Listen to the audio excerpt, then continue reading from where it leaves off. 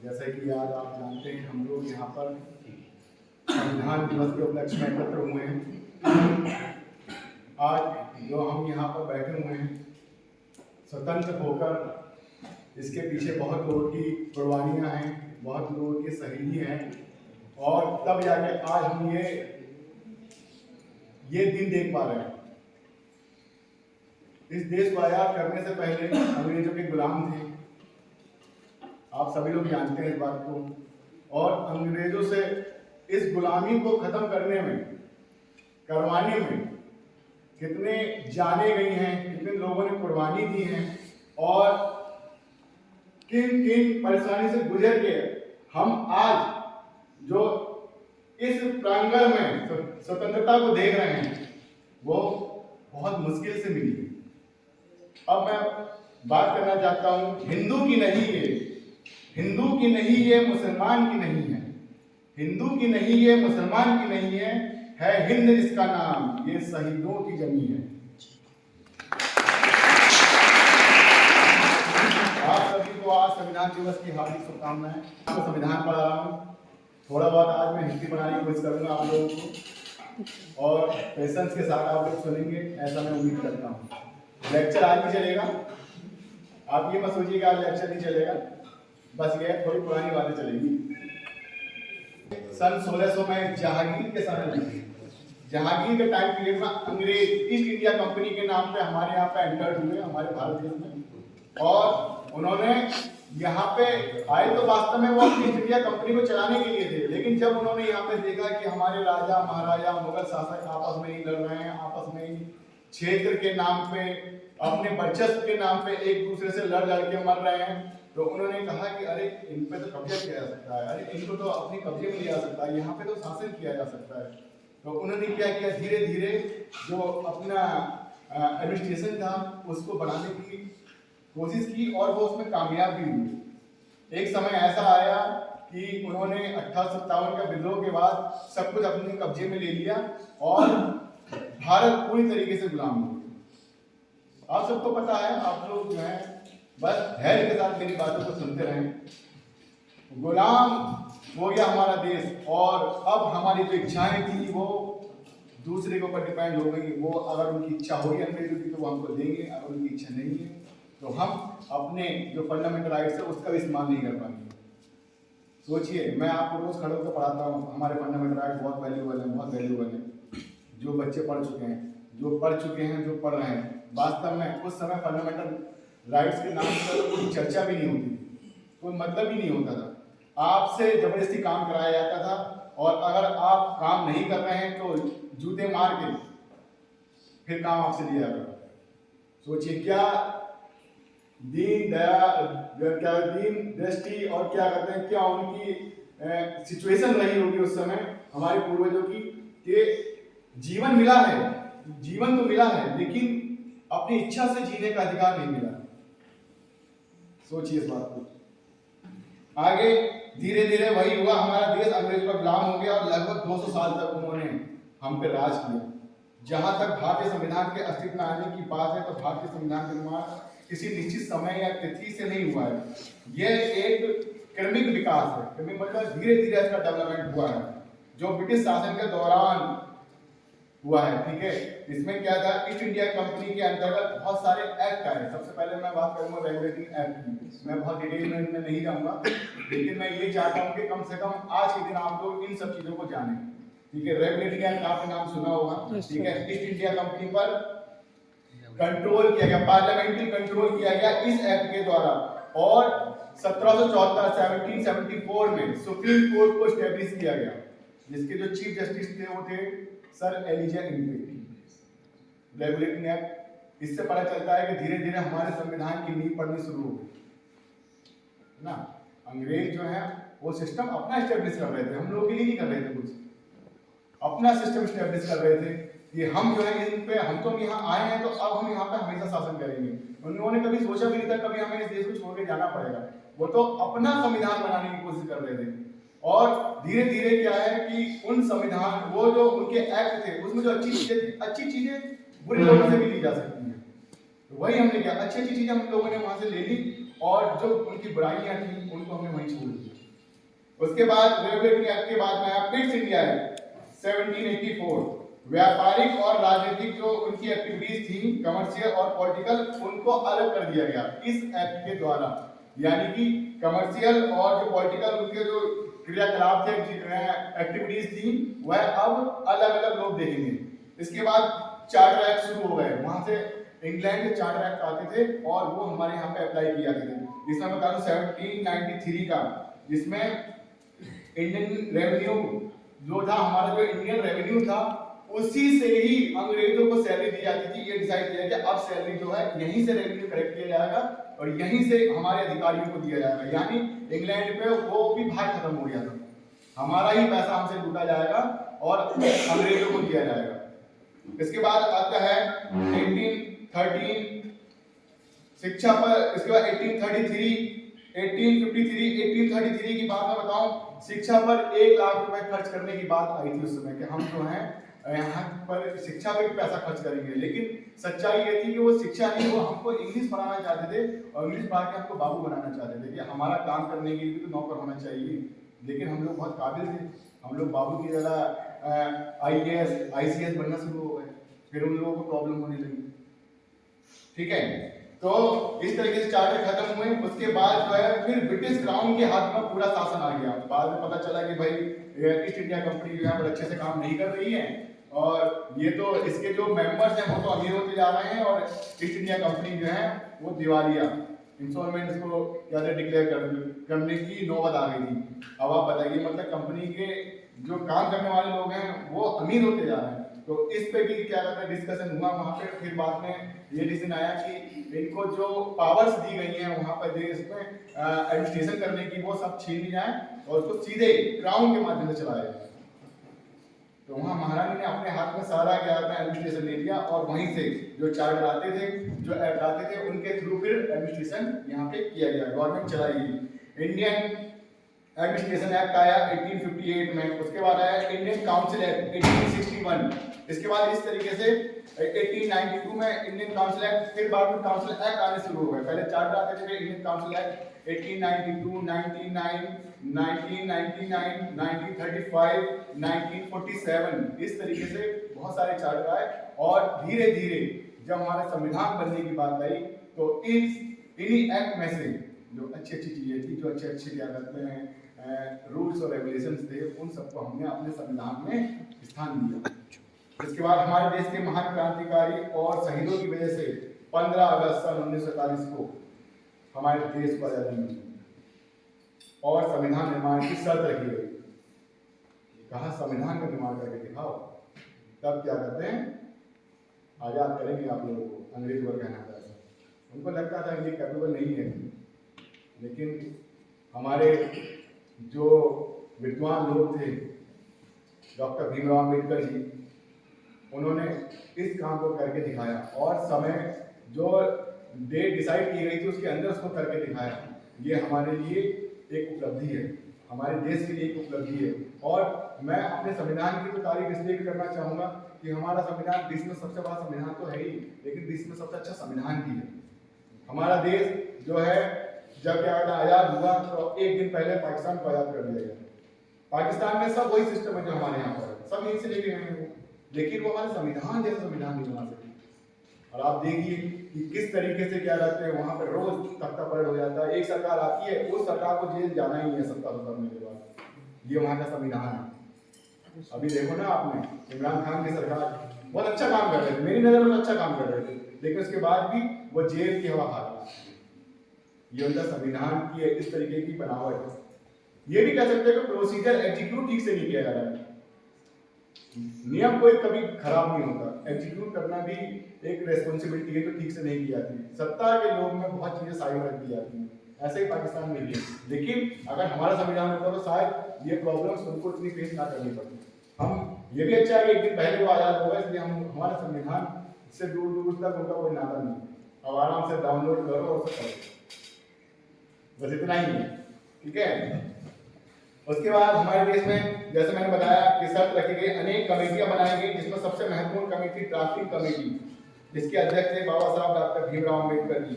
मैं उनको नमन करता हूं जिन्होंने सबके अधिकारों का ध्यान रखते हुए इतना सुंदर संविधान बनाया। लगभग 27 समितियां थी, 27 कमिटीज बनाई गई थी, सबको अलग अलग काम दिए गए थे और वो है उन कमिटीज के माध्यम से हमारा संविधान अस्तित्व में आया। आप लोग ध्यान रखना, ऑब्जेक्टिव भी आते हैं, समझ में आया? पेन लेके बैठते ना तो ज्यादा फायदा रहता है। अब मैं ऑब्जेक्टिव रखूंगा तुम लोगों के लिए। टीचर का ये काम है। सर्वप्रथम भारत में 1936 में कांग्रेस के अधिवेशन में कांग्रेस के मंच से भारत के लिए संविधान सभा की मांग उठाई गई 1936 में, 1936 में।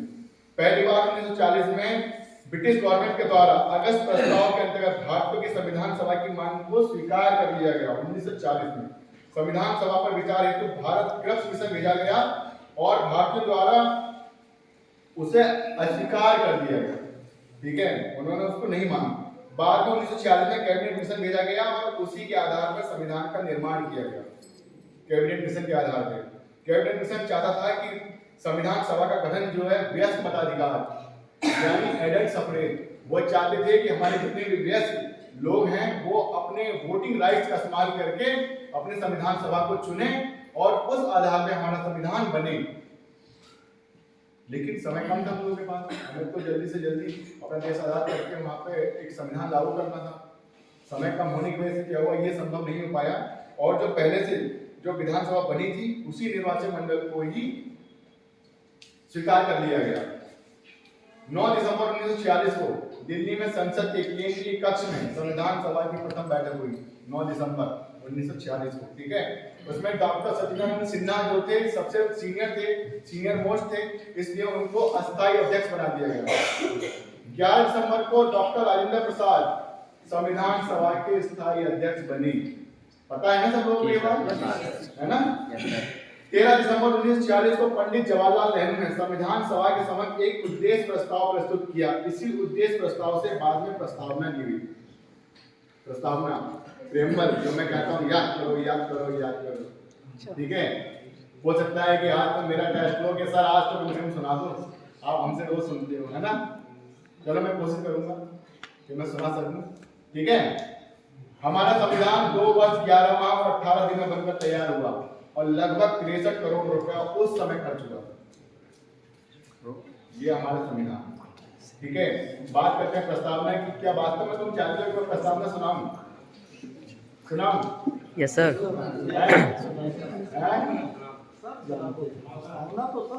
नहीं, ये लोग सोचते हैं कि सर कहते हैं प्रस्तावना सुनाइए सुनाइए, आज हम सच से सुनना चाहते हैं। कोई गारंटी नहीं है मुझे याद वाला, मैं बस कोशिश करूंगा। ठीक है, हम भारत के लोग भारत को एक संपूर्ण संपन्न समाजवादी पंथ निरपेक्ष लोकतंत्रात्मक गणराज्य बनाने के लिए तथा उसके समस्त नागरिकों को सामाजिक आर्थिक राजनीतिक न्याय विचार अभिव्यक्ति विश्वास धर्म और उपासना की स्वतंत्रता दिलाने के लिए तथा उन सब में व्यक्ति की गरिमा राष्ट्र की एकता और अखंडता सुनिश्चित करने वाली बंधुता बढ़ाने के लिए दृढ़ संकल्प होकर आज इस संविधान सभा में 26 नवंबर 1949 मिति माघ सी शुक्ल सप्तमी संवत 2006 ईस्वी को अंगीकृत अधिनियम और आमंत्रित करते हैं। Thank you. और बात करें अगर हम अपने संविधान की विशेषताओं की, अभी और सुनना चाहते हो? सर अच्छा लग रहा है ना? और अगर हम बात करें अपने संविधान की विशेषताओं की तो हमारा संविधान में सबसे पहले हमारे संविधान में बहुत सी डाइवर्सिटीज हैं, बहुत सी विविधताएं हैं। क्या हम लोग जो है क्षेत्र वाइज भी हमारे यहाँ पे बहुत से डिफरेंस हैं।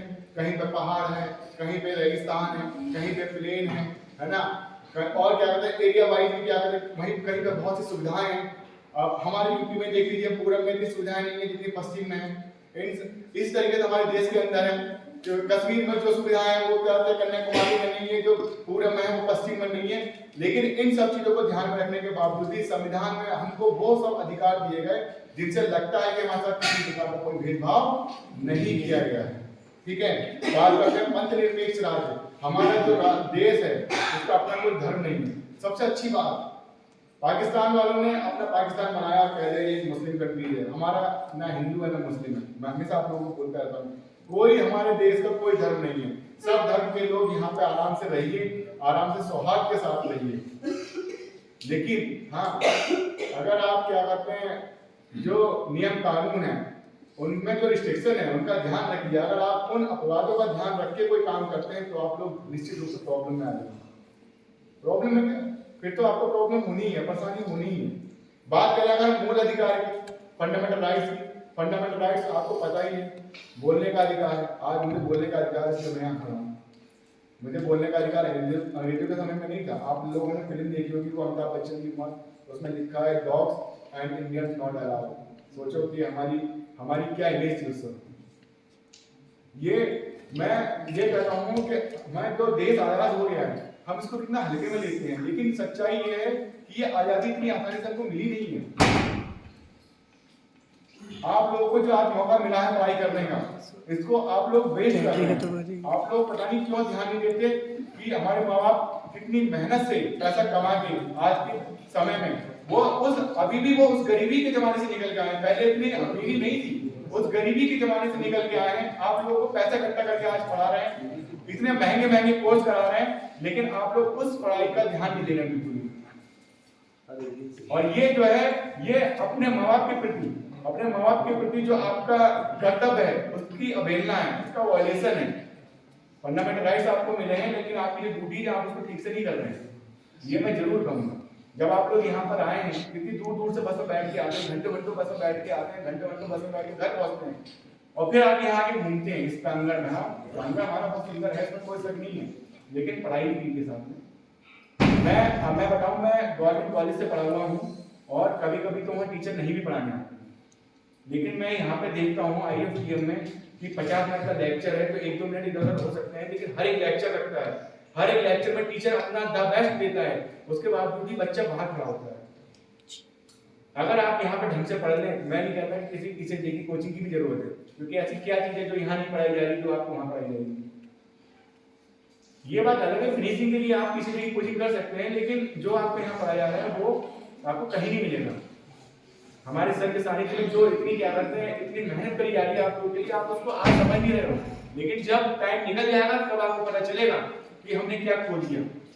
हम लोगों के पीछे क्या करते सर खड़े रहते थे, आप लोगों को हम लोग बुरे लगते होंगे जब हम लोग नजरें टाइट करके आप लोगों की तरफ देखते हैं, लेकिन ये आपके भले के लिए है, हमारे फायदे के लिए इसमें कुछ नहीं है। आप जिस दिन बन जाओगे मेरे घर पर सैलरी नहीं भेजोगे, ना सर के यहाँ भेजोगे, शायद याद भी नहीं करोगे हम लोगों को, समझे। लेकिन उस समय ये याद करो कि हाँ अगर वो टीचर मुझे ठीक से ना पढ़ाते तो मैं आज भी इस जगह पे नहीं पहुंचूंगा। ठीक है, डायरेक्ट प्रिंसिपल की बात करते हैं। डायरेक्ट प्रिंसिपल की मैं बात करता हूँ, जब पढ़ाते समय मैं आपको बताता हूँ हमारे जो फंडामेंटल राइट्स हैं, जब हमारा देश आजाद हुआ था सब तो लूट खसूट करके अंग्रेज ले गए थे। अब जो है हमारे पास जो सोर्स रह गए थे, जो थोड़ा बहुत क्या कहते हैं पैसा हमारे पास बचा था, धन बचा था, उसमें ही हमको सब काम करने थे, तो सब कुछ उस समय नहीं किया जा सकता था, तो उन्होंने डायरेक्ट प्रिंसिपल बना दिया कि ठीक है हम आपको आने वाले समय में एजुकेशन फ्री करेंगे, लेकिन अभी नहीं कर पाएंगे। वही हुआ 2005 के आसपास बिल आया, उसमें क्या कहते हैं हम लोगों को फ्री एजुकेशन 8th क्लास तक तो करी थी कम से कम, कि 8th क्लास तक आप अपने बच्चे को फ्री पढ़ाइए। पेरेंट्स की भी ड्यूटी बना दी कि आप अपने बच्चों को भेजिए और उनको पढ़वाइए। तो स्टेट हमारे लिए कितना कर रहा है, राज्य हमारे लिए कितना कर रहा है, हमको फ्री पढ़ाने को भी तैयार है, लेकिन हम पढ़ने को तैयार नहीं।